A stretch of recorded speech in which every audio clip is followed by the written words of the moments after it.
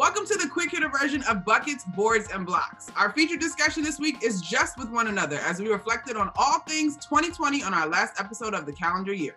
I feel like I can confidently say, guys, that stick to sports should definitely die moving forward, because whether people agree or not with what athletes have to say, sports, whether you think back to the Jane McManus quote, who I think Sean Doolittle made it popular, but Jane said it originally, sports are a privilege of a functioning society.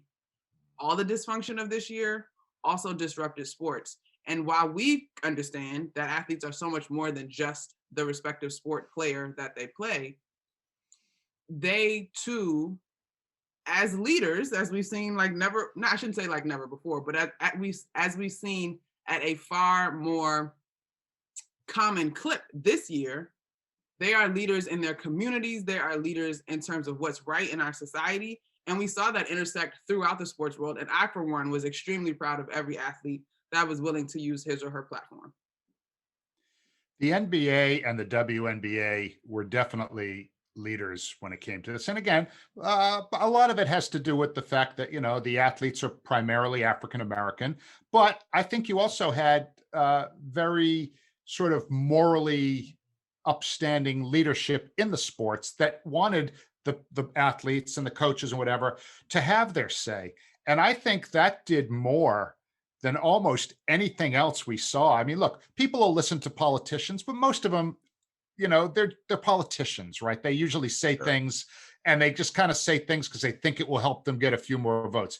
With the athletes, the men and the women, this was like everything to them, and they put it all out there. And that's how that message spread so far and wide. It wouldn't have done that with just politicians. You needed these people that we all respect, admire, and that the little kids look up to. How many little kids now are going to understand this topic?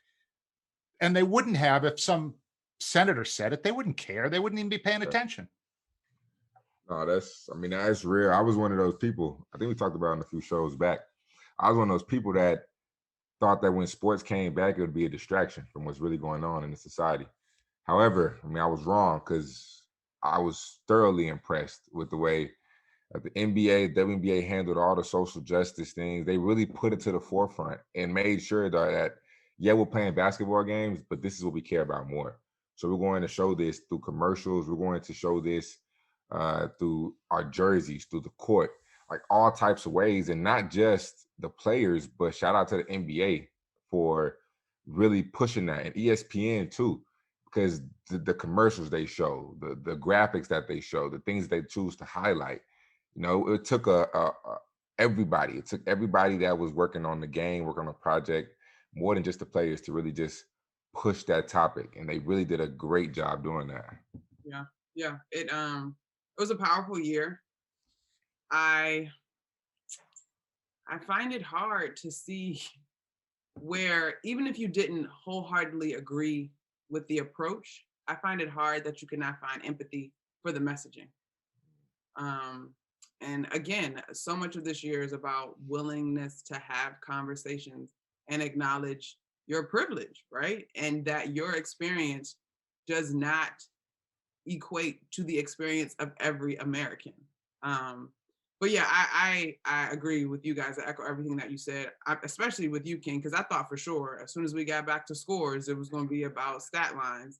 And I think about Jamal Murray. I think about the moment with Raptors point guard, why can't I call his name? Wichita State. Fred VanVleet in the bubble, and the tremendous work that the reporters did in the bubble. Malika Andrews, who's been on the podcast, her viral moment when she got emotional reporting from the bubble. This stuff was heavy, man. But I so often think, and I think back to doing a show with MSG, while they didn't want to get into it, right? And I understand that, we were allowed to address it off the top of the show. And I literally, guys, I was sitting there like, what am I about to say? Because what I'm not going to do is act like everything's okay. And what am I about to say? Because the other part of this is I need this paycheck. So what am I about to say? And I swear it had to be God. Like, so the conclusion I came to is, if we want to compare sports to society, the best teams that I've been on, we have had contentious practices, we've had heated locker rooms, And when things blow up, that's when we can really address the issues and get down to the nitty gritty and begin to rebuild so that we can be better. And so in many ways, in terms of sports analogies, that's what I equated 2022. Our heated locker room that's been boiling over, and it's about time that we address some of these things that we try to act like don't exist. So that's where I am on 2020. Look at you, Monica, coming through with the analogies. Listen, Okay. that was heavenly, because I was like, oh wow, that's good. Let me just say that. Okay. You said it. You said it all right. If you'd like to hear more from our past thoughts and our future hopes for 2021, check out the full version of Buckets, Boards, and Blocks from Pure Hoops Media. Also, we're on YouTube, so go check it out.